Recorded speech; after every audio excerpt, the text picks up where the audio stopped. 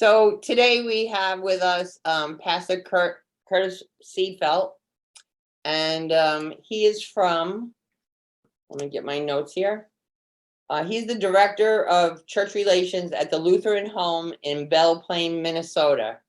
He is the author of It's Alzheimer's, It's Time for Extraordinary Love. I have it right here. I got a whole bunch from my caregivers. It's just fabulous. And in the booklet, he shares a Christian approach for individuals caring for a loved one living with memory loss. He uses the book to facilitate workshops to help congregations provide support for those with dementia and their care partners. Welcome. How are you today? I am doing just great. So glad you're here today. I don't think there's too much more to say. I'm just going to let you go ahead. Okay.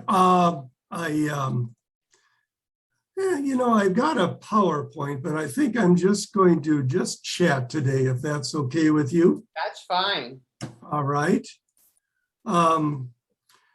Just a little bit about me. I've served as a parish pastor in various congregations for 27 years.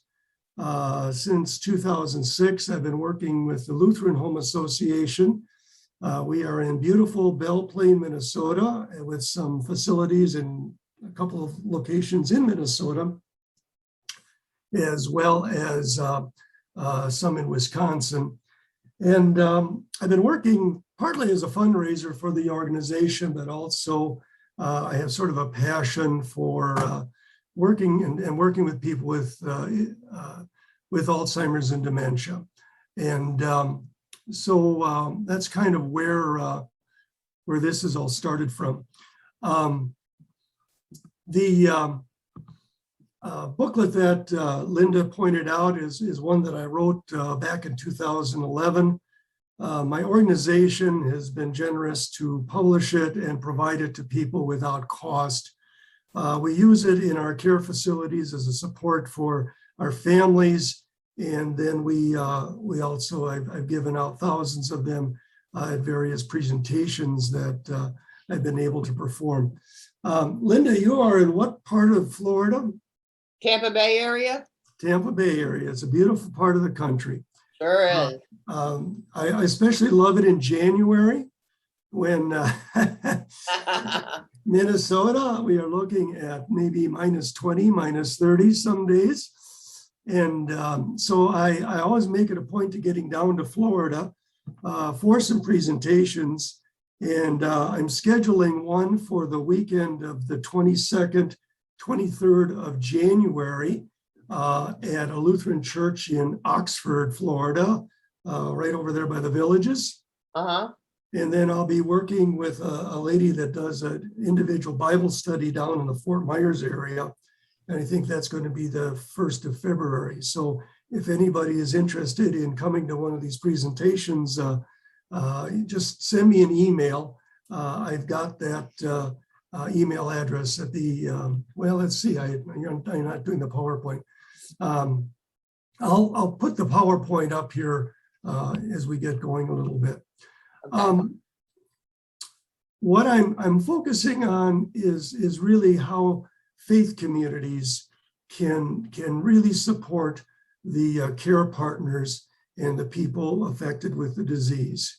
And whether that's done in a formal way or in a structured way by a church, or maybe under the direction of someone that's on the staff of the church, or maybe a volunteer nurse, that would be great. Reality is more often it's going to be done in a much more informal way as people just simply step up. And one of the things I like to do when I visit with faith communities is just to urge people to continue the relationship with the people that have dementia. What happens when we hear that someone's got dementia? All too often, people just sort of tend to back away. And a lot of that has to do with fear. Sometimes people don't know how to say things, what to say. And I guess I'm not going to be critical of people because that's what people do. That's what we're suddenly faced with. And I always try to encourage people in the faith community to continue to reach out. If you're not comfortable really going and visiting, then just be the helping hand. Offer the care partner a break, offer to do some errands, maybe bring some food over. Those are some things that you can do that I think is sometimes a low threshold starting point.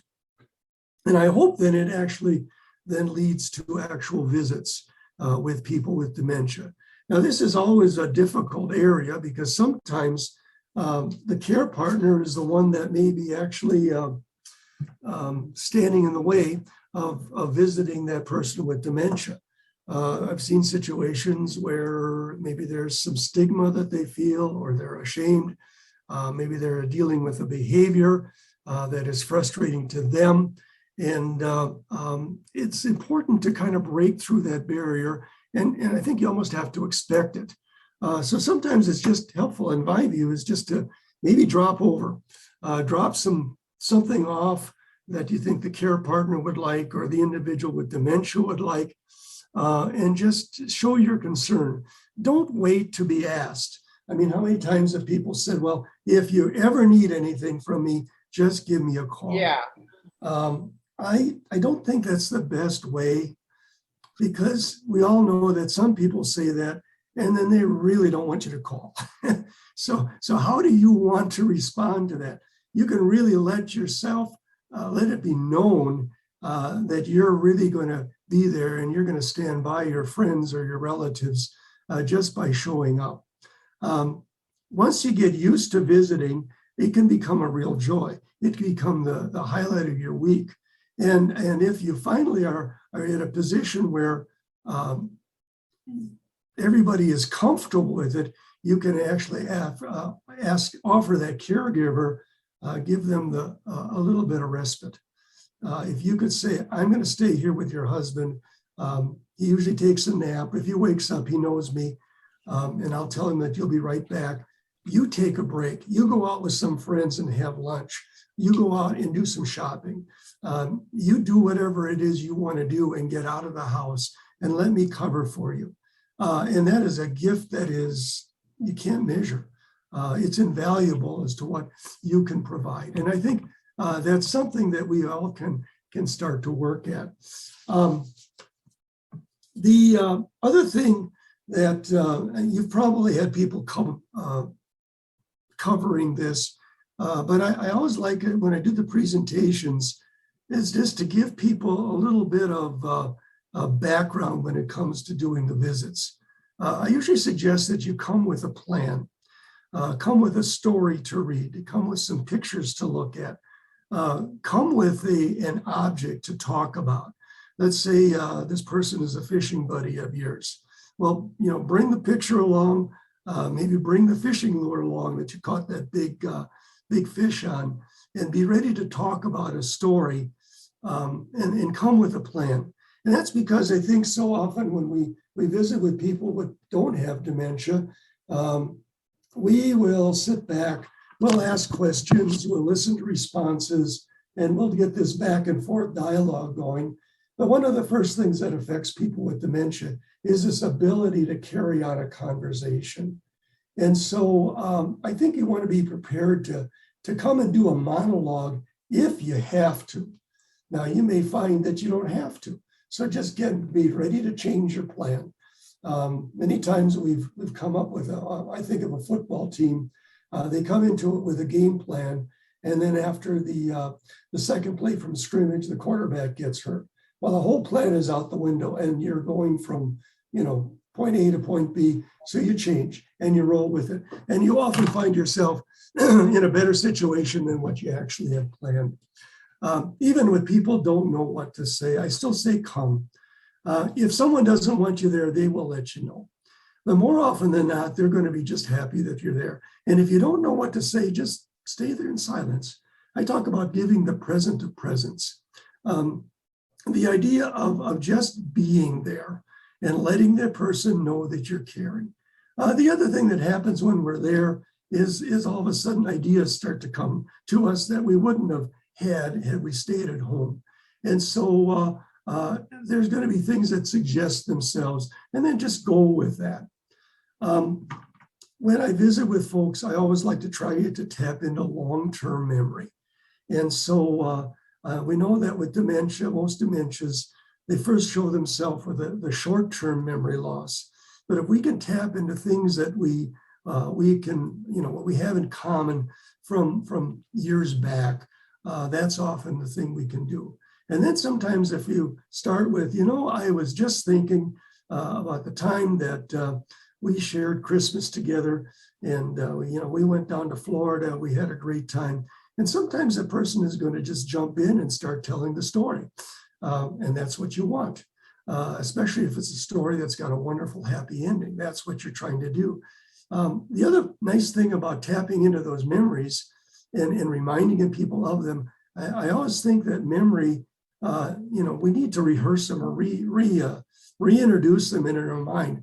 I think our mind sort of sorts out what's important and what isn't so important by how often you remember it. And when you remember it, you kind of reinforce it. So if we can reinforce some positive memories on the part of a person with dementia, that's something they can continue to carry on year after year after year. And if we come and remind them of it, we know this is going to end well, because we are going to get them to a good place.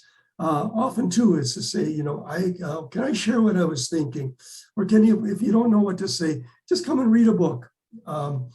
Read something that they have an interest in, read a newspaper or whatever. The bottom line is there's no one way to do this. There's no right way to do this. There's no wrong way to do this. The important thing is that we just do it. And I believe that we will figure it out as we get going in here. I used to talk about certain sayings and things that people could say. I used to call it muscle memory of the mind. And I was just having that discussion with a speech therapist one day. And she said, well, that's an interesting way of talking about it. We in the business call it rote speech. And it was just fascinating as she talked to me about something I guess I always knew was there, but never really quite understood how it could be utilized. And as a speech therapist, she works with people that have lost their speech due to strokes very often. And she said, we start with rote speech. What's rote speech? Well, rote speech is something that you say where you don't have to think. We can all say 1, 2, 3, 4, 5, 6, 7, 8, 9, 10, whatever. It's something we don't have to think about. And that's what speech therapists will start with people who have lost their speech. And it does two things. One, it's a good chance they're going to recall it. And then it just helps them understand, yes, I do have speech. It's just I have this difficulty in processing the thought process of actually articulating a conversation, which gets really, really involved. So we start with something that they already know. It could be the ABCs, or maybe we sing the ABCs. As a pastor, I and my pastor friends have long known that we can reach people by reciting the Lord's Prayer. And one of the problems for us as Christian individuals, the Lord's Prayer is one of those prayers we say so often that we can actually say it without even thinking about it. Well, that's rote speech. It really is an advantage then for a person with dementia to go to something like that, because they can often tap into that. And I and my pastor friends have often seen where we start very slowly and deliberately, and sometimes you see the person mouthing the words, and then all of a sudden they're with you. So if you do that, or familiar scripture verses, the really, really familiar ones that you know that they know, or familiar prayers, I always recommend to care partners, especially maybe children who are now taking care of their aged parents. And maybe the children haven't been real active in using a table prayer at the start of their meal, but they know their mom and dad have. And I always say, do that. And before you know it, a lot of times that's a prayer that they are saying together. And I think it's a very meaningful thing to have that connection, both for the parent to see that in their son or daughter, and then also that's a wonderful touch point for the son or daughter. And it just becomes a bonding thing. I'm going to go back to that booklet. When I was writing it, I was thinking about a title. And the one title that I couldn't get out of my head had the idea of it's time for extraordinary love. And as we work with people with dementia, we've always loved them, especially if, again, family members or friends. But the love has got to change a little bit, the way we interact. It's not the same, but the love is still want to be there. And this is, again, a way that we can do this. One of the challenges I also think is sometimes the care partner becomes a little reluctant. I touched on this a little bit earlier, in that the care partner is, maybe a little concerned about what people are going to say, what people are going to do.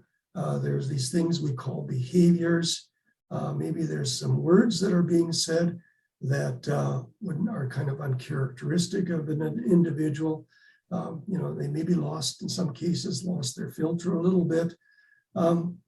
We still want to let people help. You want helpful people to help, but you still want to let people help. And I think I bridged that gap a number of times with individuals, just by asking about how things are going. Let them open up to you privately on the phone or whatever, but also let people know your needs, whether they're personal needs or the needs that you have helped. The other thing that your helpers need from you is they need some guidance from you as to how to help. What is it that actually needs to be done? That's an important part of the whole process. And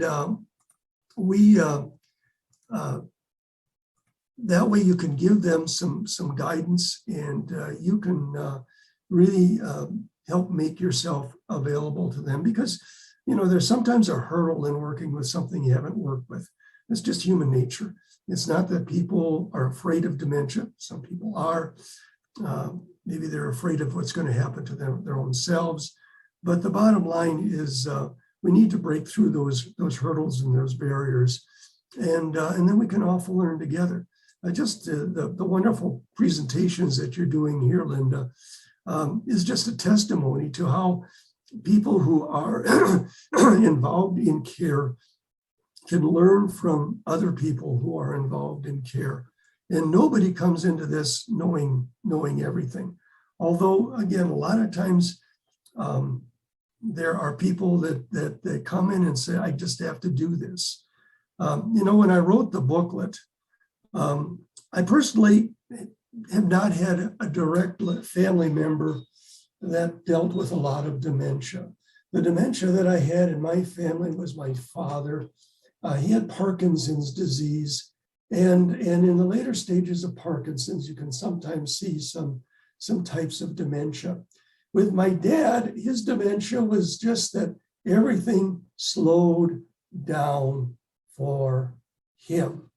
And I needed to slow down for him. And it sounded strange. It maybe almost sounded demeaning to somebody observing on the outside, but I knew I connected, because I could tell my dad a funny story, and if I did it that way, very slowly, very deliberately, and then I got done, and then I'd pause, and then he'd smile. I knew I was connecting. So we need to learn. And some of the things we can learn from others who've experienced it. Other things are just going to be things that we stumble upon.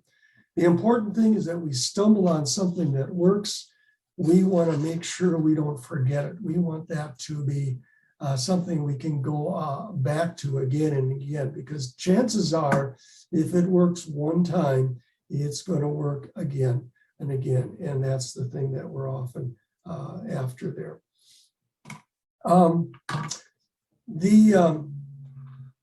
going to try and share my screen here. If I do that. Linda, Yes, can you see my screen? yes, it says public worship. There we go. That's what I'm after. Okay, I've got actually a service here, and I don't know if this is going out to any worship leaders, but this is something that we use here in our facilities. Ours is a faith-based ministry, so we actually have on-site chaplains at all of our locations, and there's some things that we do specifically in our dementia settings. First of all, before I do that, if I think in terms of faith settings and, Sunday morning or a synagogue worship on a Saturday morning or whenever there's a gathering, one thing that I always try to do is I try to identify the people in my faith community that have dementia, and I try to go out of my way to talk with them because I'm comfortable with that, and I want them to feel that they're comfortable and welcome. And truthfully, I've been in this community now since 2006 and gotten to know a wonderful lady. She was played for the chapel services that we've done, volunteered so many times, and now she's got dementia. I worked with her husband and visited, and when it first started, she really didn't want to do anything. She didn't leave the house, and he was sort of beside himself. I offered to come over, and he really didn't open that door for me.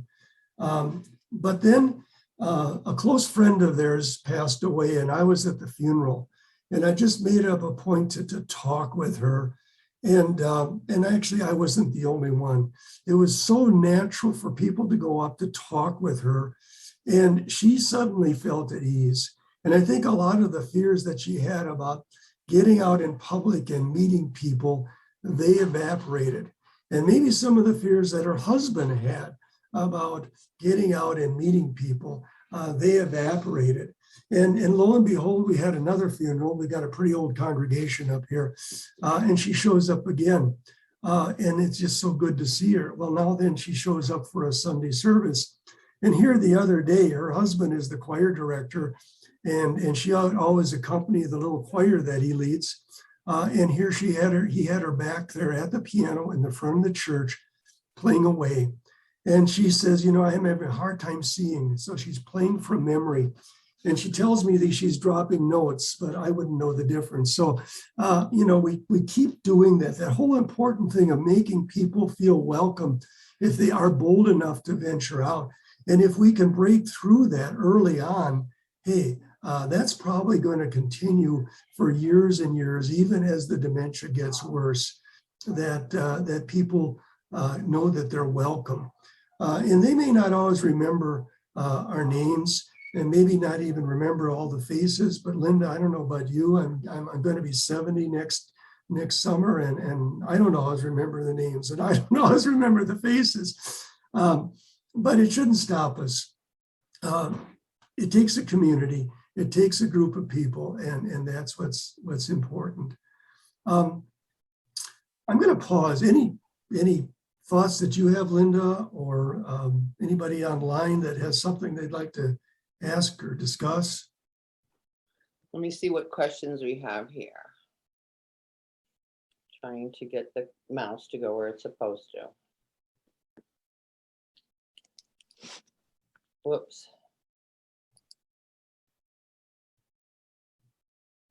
How can I help my friends that have been unable to go to church because they're taking care of someone with dementia? Because she said, let me read the whole thing. Mm-hmm. She said, because when she took her spouse to church before, people looked at her like he shouldn't be here. Yeah. Well, I think, you can't control the way people react to a person with dementia. I haven't figured that out. I guess I'm going to first of all say we try to understand. A lot of times people don't know what to do. They just, Right. they, and I don't want to be judgmental, but you don't know what you don't know. And if Right. you're not around a person with dementia, there's this discomfort on a lot of different levels. I never hear pastors at church though talking about dementia. Yeah, I think they talked about dementia more than maybe some of the congregants would feel more comfortable. yeah, Or maybe look for a better education. yeah. There could be. That's actually one of the things that I do with my workshops. Mm-hmm. So I'm a pastor, so I get to preach, and I get to touch on some of that in the worship part of it, and then I always try to schedule a lot of churches have a fellowship time or a Bible study time after church. Yeah. And I try to get that hour block just to do this and to cover some of the things I'm covering right now with people to kind of break that barrier. I'm going to come back to the question specifically, but I want to digress another thing on this other area. And there's a place to maybe encourage the pastors to help the congregants a little bit. In my church, we live 2 blocks from a pretty large facility for people with intellectual disabilities. And those folks come to our worship services. Fabulous. And some of them are nonverbal, and some of them make noises. And one lady in particular was making some noise during a prayer, and my colleague overheard a congregant say, "Well, she shouldn't say those words, make those noises during the Lord's Prayer." And my colleague reminded her, that's how she prays. Yes. That's how she talks. Yes. So when she is making these noises during the Lord's Prayer, or she's making these noises during the song, she's praying. She's praying. She's singing. He said, "Oh, I never thought of that." So part of that is that instruction. Part of it is the noises are involuntary. And quite frankly, as a pastor, anytime I've had congregants who said, "Oh, these noisy children," I said, "Well, thank God they're in church. Yeah. Thank God their parents are bringing them to church." I had noisy kids in church too. I had 3 boys, and I think we look at children. We're happy to have children in church. If a person is seeing these involuntary things, that's just the disease, and just be happy that they're there. Yeah. And all of us can overlook that. Okay, how can we help her friend? I'd say, first of all, maybe let the friend come to church, and if we could care for the person with dementia and give that friend the opportunity to come. Yes. And maybe a lot of churches have multiple services. A lot of them have a weekday service, weeknight service. So if I could get my own spiritual needs met with that weeknight service, and let the caregiver get out of the house and come to church themselves. And Yes. that's going to help them maintain that circle in the church that is so important. And then again, it gives that opportunity to break down those barriers. Well, I have 2 other caregivers that are in one of my support groups. And so on one Sunday, the one woman watches both the moms while the other lady goes to church. Mm-hmm. And on the following Sunday, they switch off. So they're only getting to go every other week, but they weren't going at all before. Yeah, absolutely. So we have to reach out and talk to people and let them know that we need some assistance. Right. And then too, if that lady doesn't drive, then you maybe invite another person to pick them up. Yeah. Okay. And now we're getting another person involved. And to me, the key is starting somewhere, Right. And it's all going to come for most people if you just start it. So you find a common ground, or maybe there's a fellowship group that meets in the church, letting that person, go to that. or the other side of it again, if you're able to visit with that friend, see if you can bring another friend along to visit with that friend. Yeah. And be the bridge so that another person can be involved. Well, you know what? Maybe you could just go to church and bring your loved one and bring a friend so that if your loved one does need to step out, the friend could step out with them for a little while and let you have what you want or what you need. Sure, sure. And I think people would do that if you just let them know that's what you need. That's the problem. They don't understand what you need. Yeah. And are we willing to ask for help? Yeah, I know. But remember, asking for help is strong. That's right. You know, Linda, when I wrote that book like back in 2011, I interviewed a lot of family members because there's a lot of things I didn't know. I needed to know. I knew needed to learn. So I wanted to be more of an editor of people's stories than supposedly an expert in telling people what to do. And every family member I interviewed, I asked the same question. I said, I'm writing this book for people in your situation. And he said, if there's one message that I should make sure I include in the booklet so that everybody hears it, they said this, and everyone said exactly the same thing. It blew me away. They said, get help. Yeah. We started this all thinking that this is something we were going to do for our loved one, for our spouse, for our parent, and we were going to do it alone. It takes a village. It takes a village. You can't do it alone. You know, and dementia is sort of tricky because at the start you think you can do it because it isn't as demanding at the beginning as you get into it. Exactly. And then you often find that the care partner, again, as you start to lose connection with your support group, or maybe some of your own health starts to fail a little bit, it gets harder and harder and harder. Well, they're saying that the average now since COVID is 3 out of 10 caregivers are dying before the person they're taking care of. Yeah, yeah. So we have to realize that. Well, and my mom, bless her, she took care of my dad for close to 10 years with his Parkinson's. And when he finally died, she was just skin and bones. Yeah. When we finally got her and we got her into one of our care facilities and actually finally assisted living, and after about 3 years, she was in better health there than she was when we first. My best friend and my co-host on my radio show, when she took care of her husband, she lost like 60 pounds. Yep. And she looked actually like death. And it took her 2 years to get back to be social, to gain weight, to get back because she was doing it all by herself. Sure. Okay. All right. You've got any other questions? I don't see any right now. Okay.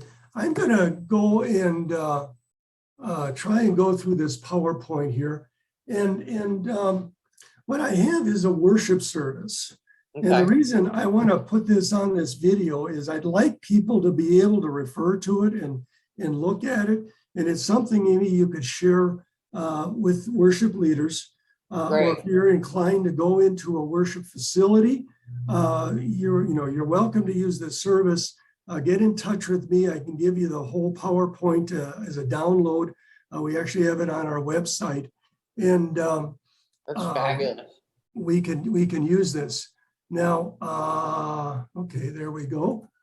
All right, here's the worship.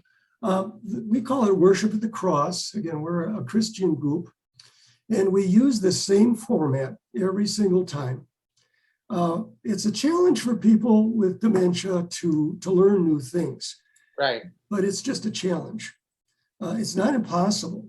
Right. And we find that if you come back to the same thing, people will start to pick it up.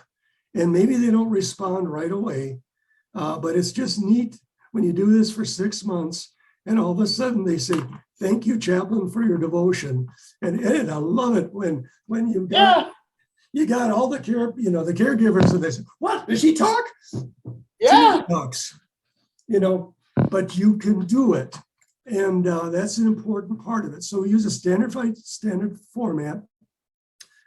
We repeat the theme. Trying trying to get rid of. We keep repeating the theme of the service again and again. Yes.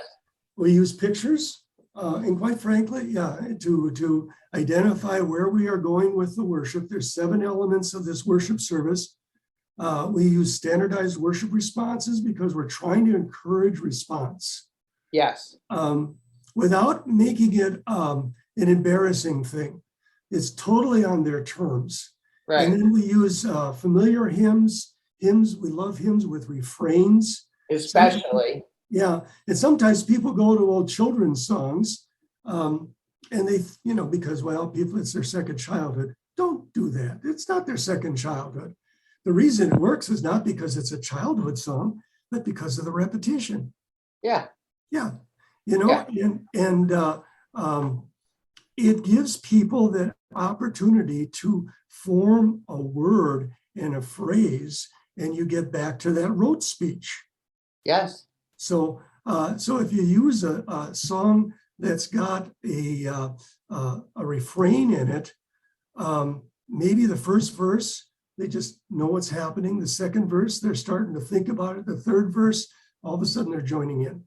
Right. And you see that again and again and again. So and many times they may not be speaking much conversation, but they can sing a good song. That's right. That's right. And there's nothing wrong with celebrating Christmas every single day of the year. That's right. Because those are familiar. Okay, we call this worship at the cross. We have a standard beginning. We start where the worship leader says the worship of the cross, because on a cross, Jesus got rid of all the bad things we do. We've got our theme for the day. We identify this as the song time. And then we put the words on the screen. When I used to be a chaplain, and I always would print a handout, and that was so counterproductive. Yeah. Because I would hand it out, some people wouldn't turn the page. Then I felt like I needed to turn the page. Well, Yeah. that was so insulting for me to go to adults and be turning the page. And so if we could put it on a PowerPoint and project it on a screen, it's so much better. People can follow along if they want to follow along. If they want to doze off, they can doze off. If they want to sing, they can sing. It allows people to be involved in whatever they want to be involved. Yes. I use the black background and with the green letters, and this comes from a seminar that I was on that our friend Debbie did about a year ago. And she had an individual on, I forget his name, and they said they're doing research with what communicates with people with dementia. And they said they found if you use red letters, people with dementia don't say it. That signals stop. If you use green, it signals go. That's what he thought. But anyway, he said he felt using green was the best color for inviting people to participate. Interesting. And sometimes I'll do the green on black background. I think this works better in a dark setting. Yeah. Because your eyes are adjusted. And if you use a white background in a dark setting, well, then you're staring, your eyes are adjusted to the dark, and then it's like a flashlight in your eyes. So it all depends on your setting, what background you use. But you put it up here and we sing. And of course, there's the repetition. Yes, Jesus loves me. Yes, Jesus loves me. Yes, Jesus loves me. So we've actually got a refrain inside of a refrain. Yeah. And this is a neat one. I used to do this. I was a chaplain, and I had a lady that had very severe dementia. And there's sort of I don't know. I really enjoyed meeting her. We had a day area that she would generally sit at about 4 o'clock in the afternoon before the evening meal. She'd be there for about an hour. And I always liked to meet her there because I also had a couple of her friends who would sing with me. Uh-huh. But here's the real reason I like to do it. I love to watch the new staff people who had just joined our team. And they all knew that she didn't talk. And then I would sometimes get the look from them at, you dummy, don't you know that she doesn't talk? And I just say, can we sing our song? And 9 times out of 10, she's saying with me. And they looked, because I wanted to communicate this to them. Yes. Because it was a teachable moment for me. Yes. So they would learn to understand, yes, it's still there. Yes. You just have to work to bring it out. Yeah. So we begin our worship service. This is all printed out. We notice that we use the black and white. We're trying to signal the green as the time is, here you participate, and here's where you listen. Right. So, there's the pictures, and there's the green. Very good. With the amen. We use what we call a confession of sins. Mm-hmm. And the response is, God, I have sinned. Right. And the worship leader usually articulates that. So let's all say, God, I have sinned. And you kind of signal. Everybody does that. God, I am sorry. Jesus died for me. And so these are all there. Then we pray. There's our prayer. Our word is come follow me. And the devotion will be based on that. But this lettering is going to be seen. Another song. And there's our song. The actual devotion comes up. We use the creed again, and we abbreviate the responses. Instead of everybody joining and saying everything, we ask the participants to simply say, I believe in God the Father. That's perfect. And then the leader continues the rest of it. Everybody's invited to join, but we're not trying to make it people feel like I can't do that. It's too much for them, right? Right. And so there's that creed. Again, we come back to the theme, another prayer. And here we use the Our Father, and we do it with pictures. Perfect. And we want to do it very slowly, actually slow it down and let people process this. Yes, exactly. Process And it. if they want to speak it, they can speak it. If they're just going to think about it. Yeah. Just to remind folks. And we use this same PowerPoint over and over and over again. It's a beautiful PowerPoint. So there's the evil there.